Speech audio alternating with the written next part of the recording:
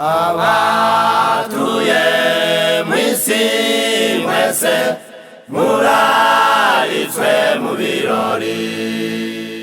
Ya materaniro mwari mukumbuye muri benshi yagarutse. Zefaniya 3:18 ijambo ry'Imana riragira riti nzateraniriza hamwe abakumbuye guterana kwera.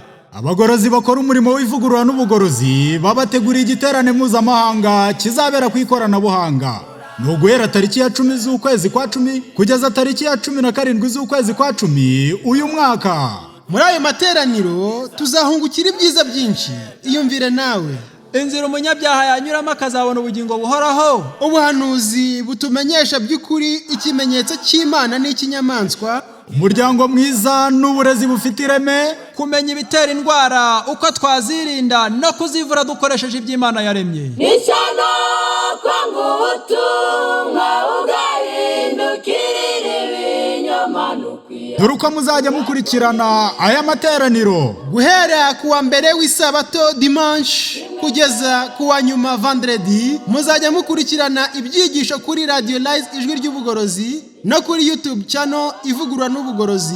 Nuguhera saa 11 kugeza saa 12 n'igice za mu gitondo ndetse na saa 1 kugeza saa 3 z'umugoroba ku masaha yo mu Rwanda. Naho ku isabato no ku cyumweru dimanche bizaba ari agahebuzo kuko azanyuzwa kuri radio zikurikira. Country FM ivugira ku 105.7 mu karere ka Rusizi, Radio Izuba ivugira ku 100 yumvikana iburasirazuba, Radio Flash FM ishami rya Nyagatare 90.4, Radio ivugira kuri internet, Radio Live ijwi ry'ubugorozi, YouTube channel Ivugurura n'ubugorozi, website wa@reformationvoice.org. Ku isabato amateraniro azatangira saa 2 za mu gitondo asoze saa 7 z'amanywa yongere gucumbura saa 9 z'umugoroba ageze saa 12. Naho ku cyumweru dimanche azatangira saa 2 za mu gitondo asoze saa 8 z'amanywa.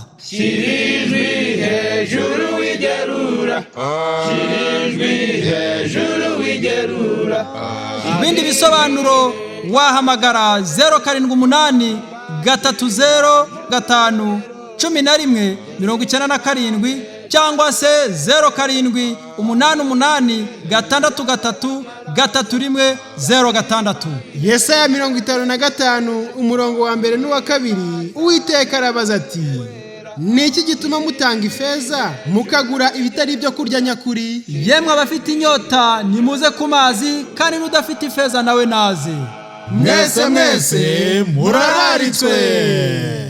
Uzimana yumvikane hose, rangururijwi nkikondera, uburire abo mwisi bose bamenye yuko Yesu aje.